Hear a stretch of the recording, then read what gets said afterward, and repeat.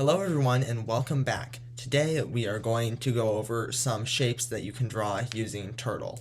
So let's start doing that.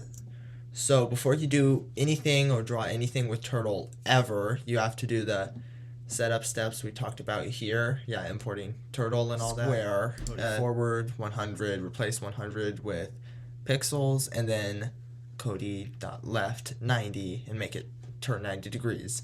And then have that 4 times in total, it'll make a square. To draw an equilateral triangle, 3 different sides, all same length, so same for forward.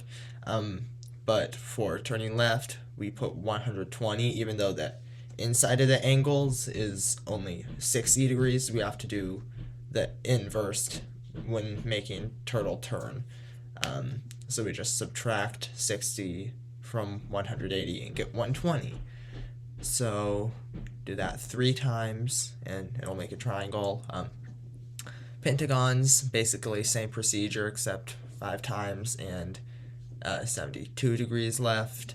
And circles, we're actually going to talk about those later.